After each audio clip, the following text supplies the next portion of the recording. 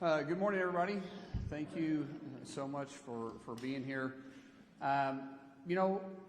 President Trump is correct when he said that election security is national security. And one of the greatest privileges I have is being Secretary of the Department of Homeland, and part of that is that we secure our elections. It surprised me when we first started getting in and digging into the elections, and this isn't about rehashing the 2020 election. This is just exposing what took place and to make sure it never happens again. And there's some really easy steps that can be taken to secure our elections. And it shouldn't be a partisan issue. This should be something that every American, regardless if you're a Republican, you're a Democrat, you're an independent, you're a libertarian, regardless if you live in a blue state or you live in a red state, everybody should know that their vote counts. And we have individuals that are voting that shouldn't be. It cancels out someone that should be. So I want to go through some things in a little bit more depth than what we were able to expose last night, because President Trump, he hit the highlights, and those should be scary for everybody. What we're going to do is dig in just a little bit deeper, and then we'll take some of your questions. So first of all, Department of Homeland Security, we've identified 250,000 non-citizens registered to vote in just 4 states. Mind you, we have 46 other states. And just 4 states, we've identified 250,000 non-citizens registered to vote in California, and Pennsylvania, New Jersey, and Nevada. We also worked with proactive states to identify 28,000 non-citizens on their voter rolls, plus 400,000 individuals that are still registered to vote that are deceased. Now, these 23 states, they proactively worked with us on the SAVE program. That's Georgia, Ohio, Tennessee, Texas, North Carolina, Idaho, Alabama, Missouri, Louisiana, Kansas, Arkansas, Wyoming, Montana, Iowa, Florida, South Dakota, Indiana, Arizona, South Carolina, Utah, Nebraska, Michigan, and my great home state of Oklahoma.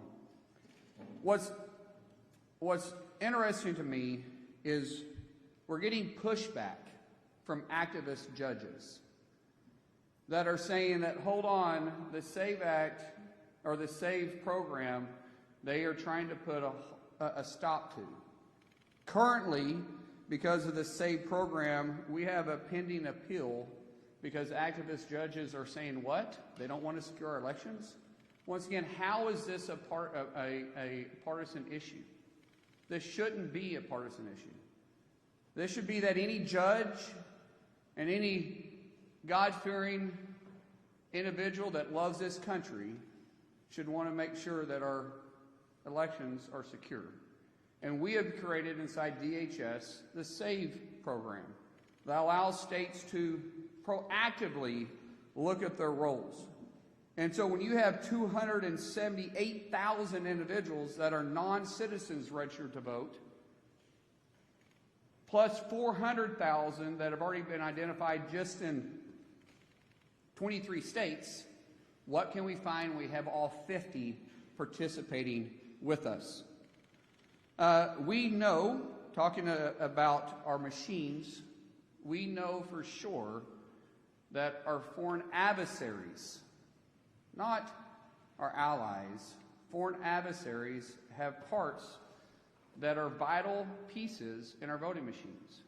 We know that they can access what they consider the key to the back of these machines. We know that they can change voter registration and your vote.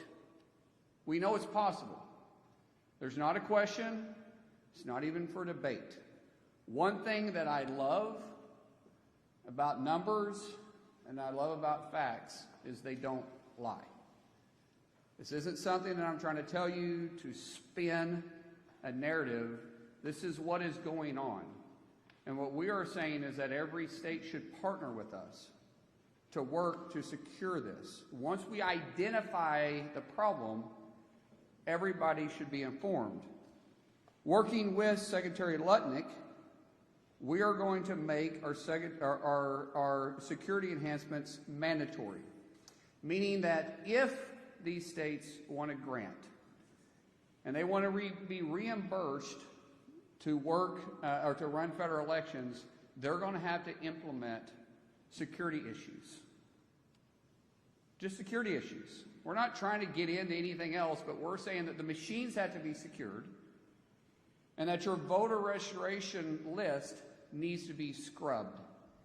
We need to make sure that individuals that are legally able to vote are voting. We know that Iran hacked our state voter files and attempted to compromise, is the best word I can use, our systems where military members used to vote.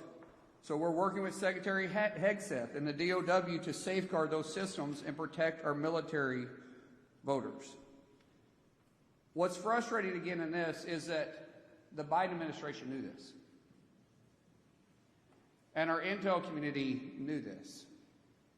And not only did they withhold it from President Trump in his first term, but they withheld it, it looks like, President Biden in his term.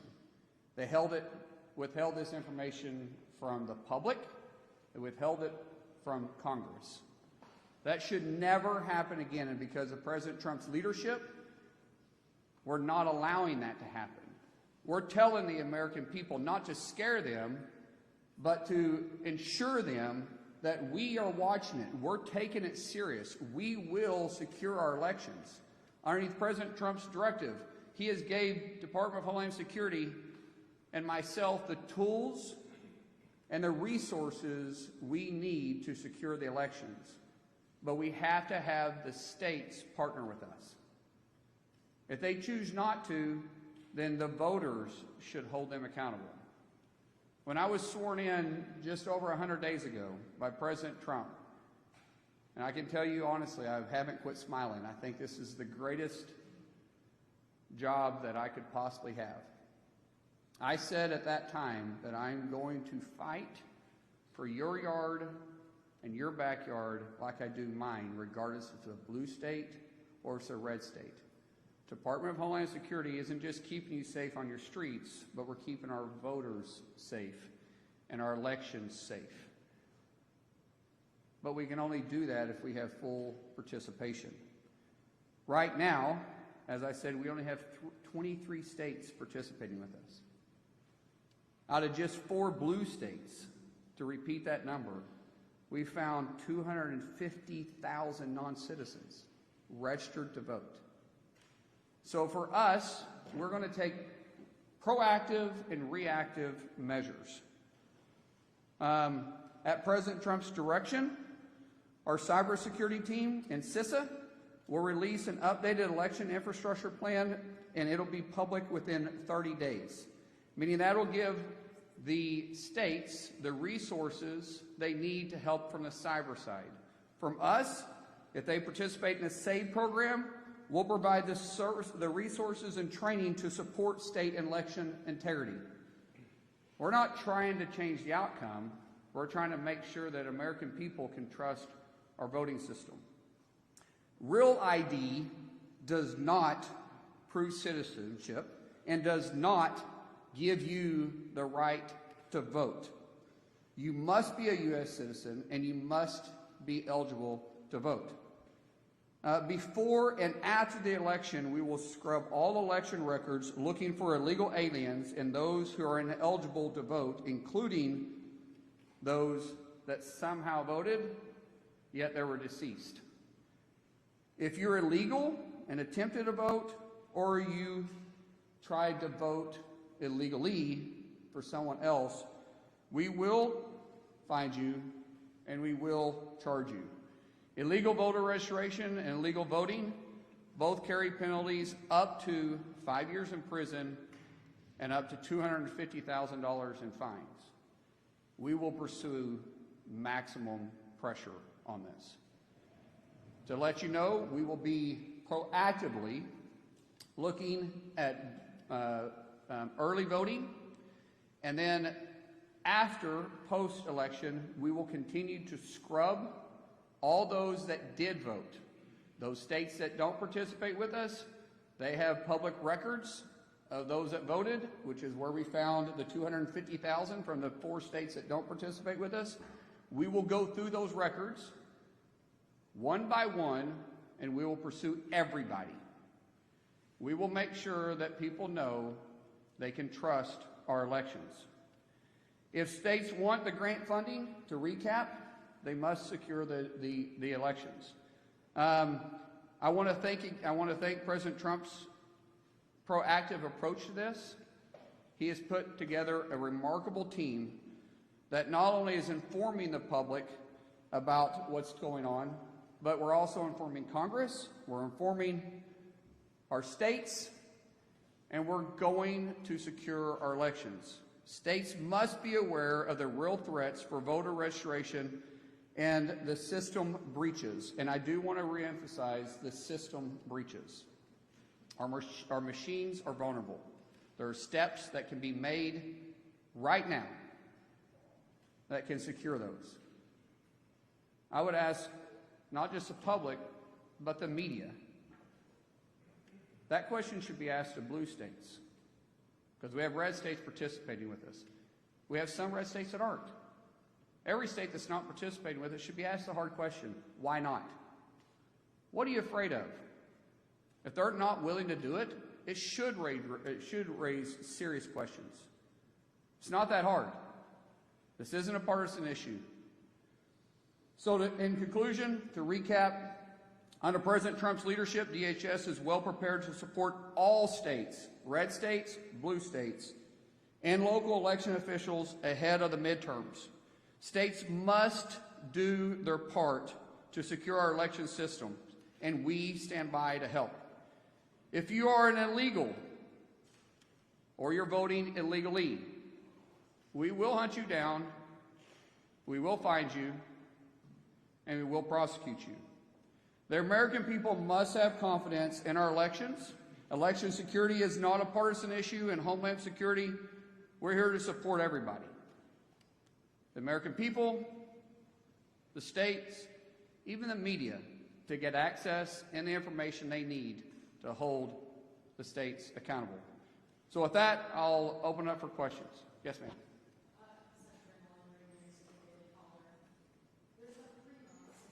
I think I like the Daily Caller better than the Daily Mail. I really don't like the Daily Mail. Yeah.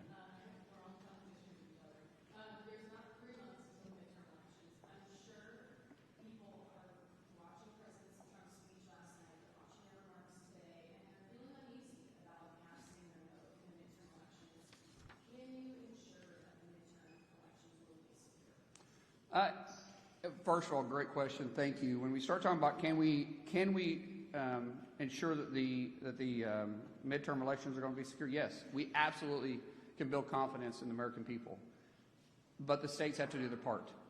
I will tell you, if the states that choose not to participate with the SAVE program and they choose not to participate in securing the elections, we will make sure that we make those states a priority to look at who voted in their states and hold then the election officials accountable.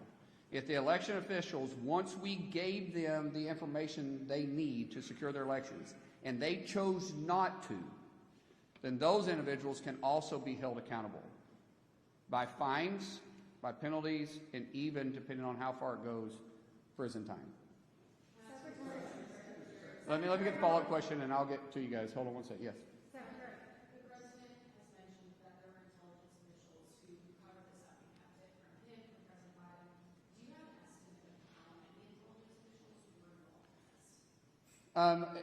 There's no question the intelligence community from the FBI, CIA, and even other places within DHS, not underneath President Trump's leadership, but that was underneath the Biden administration, kept it from President Trump and the American people in Congress. We are currently going through those lists. We will hold each one of them accountable. Some people aren't here. Some people are no longer in the agencies. Those that are, we will be held accountable. Those that abused their role in this will definitely be held accountable, because there is no excuse if you purposely disobeyed the law and you purposely went around statute, then you have an accountability. You have a legal reason to be held accountable. Yes, sir. Yeah.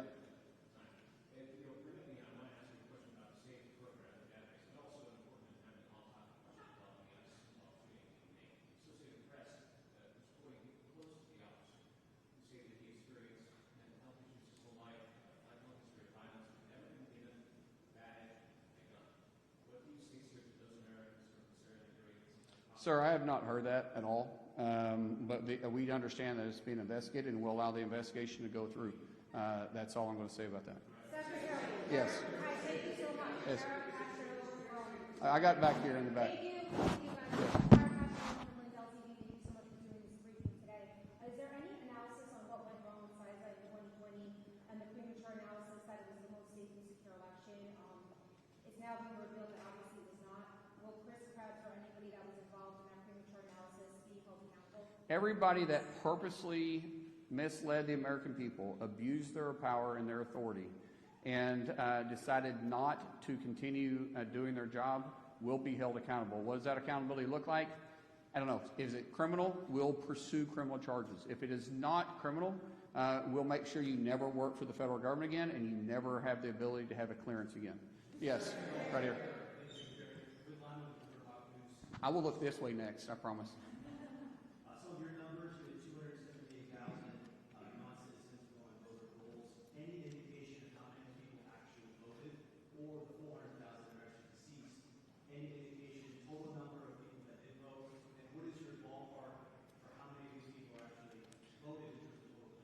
So those that we've identified, the 278,000 non-citizens and the 400,000 deceased, we are now going through that record. We're standing up a department in DHS. Heather Honey, who is doing a great job exposing all this and working with the team together. Joe Edlow with USCIS and other teams. We are going through these files one by one. And one, identifying the individual. Two, did they vote?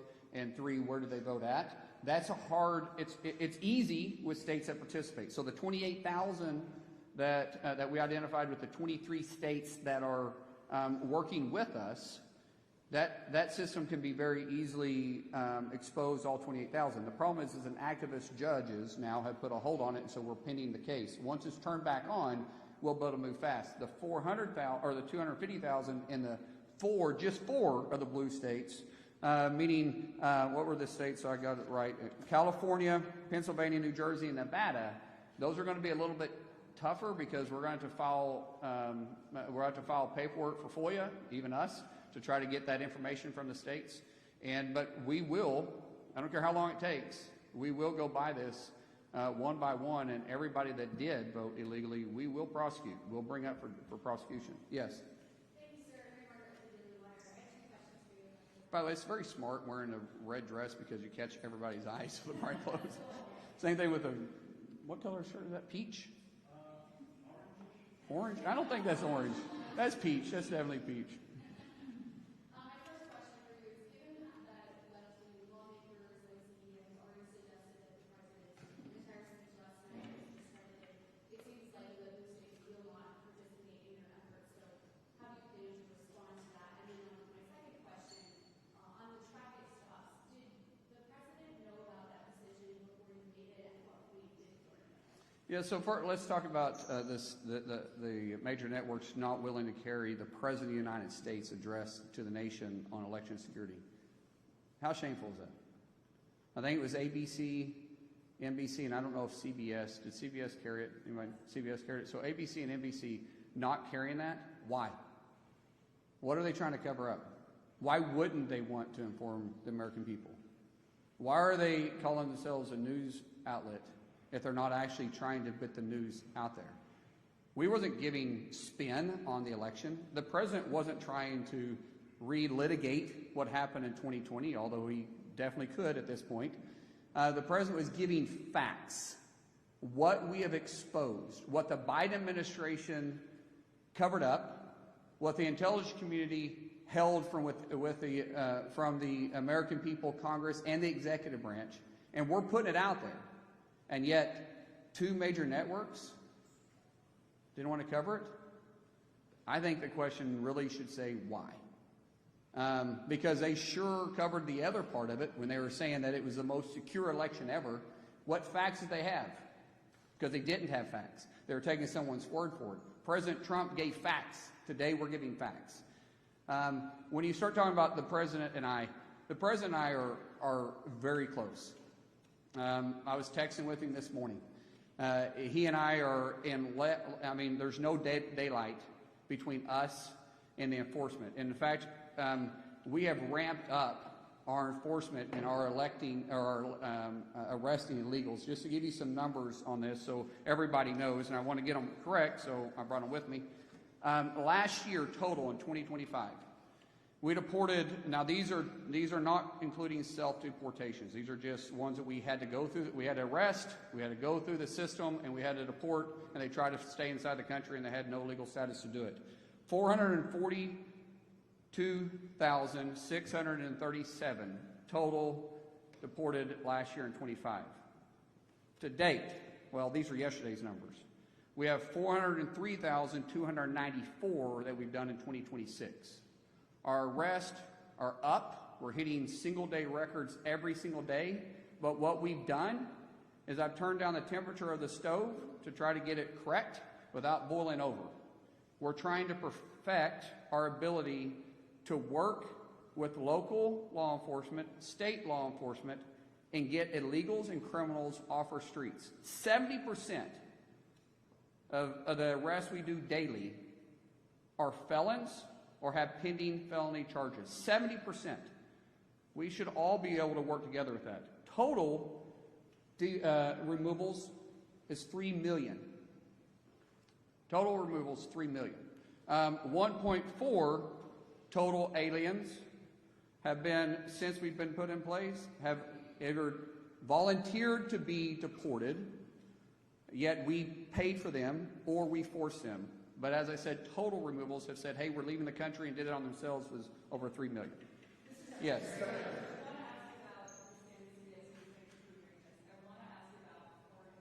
I'm sorry, who did you say you were with? Well, thank you for covering it last night. Absolutely. I want to ask about foreign interference in our elections, but just first, since you mentioned turning down the temperature, what assurances can you give Americans that ICE officers will face consequences if they violated DHS's use of force policy? And who will make that determination? And can you commit now to making that determination public? Let me clarify. When I say turn down the temperature, when I turn down the temperature with you guys, we're turning up the heat on the streets. We're out there working harder than we ever have because we've empowered our law enforcement to do their job. What I'm trying to do is remove us from the headlines every single day. But everybody will be held accountable. I don't pick and choose which laws I'm going to enforce. I enforce our nation's laws. That means I'll enforce it with our own agency, and I'll enforce it with the criminals on the streets. That's my assurance. Yes. Go ahead. And I saw you stand up. I'll get to you next. Go ahead.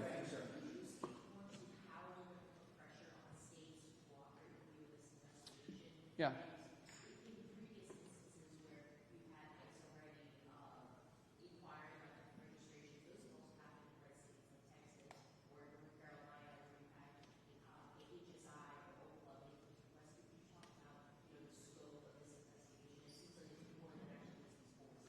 So when we start talking about enforcing, first of all, the states to work with us and then the scope moving forward, I obviously can't force the states, but the states always look to us for reimbursement when it comes to helping with the elections. It's expensive to put on an election. I mean, you think about every precinct in every county and then statewide. We are not going to spend taxpayer dollars reimbursing a state that is refusing to secure their elections.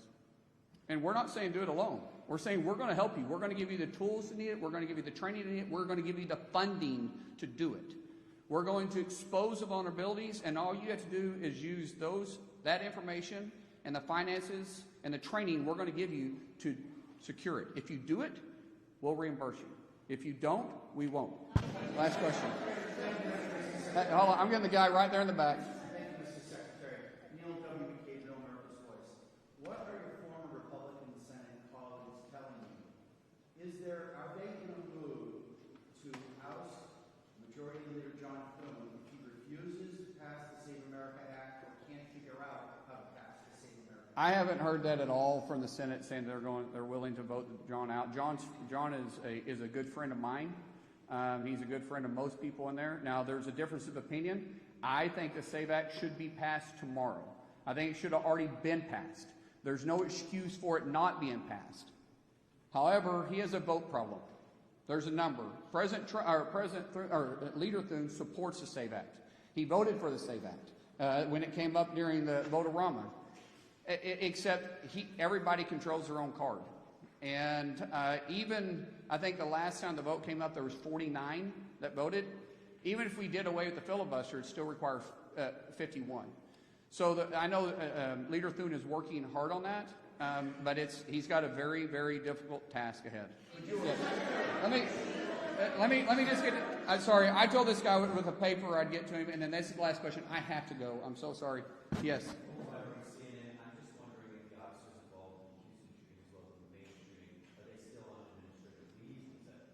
Why any investigation that is going through, I don't care which law enforcement, I don't care if you're local PD, if you're county, if you're state, or if you're federal. When there's a shooting involved, standard practice is that individual goes on administrative leave while the investigation is going through. And we do it the same way. So thank you guys so much. Appreciate it.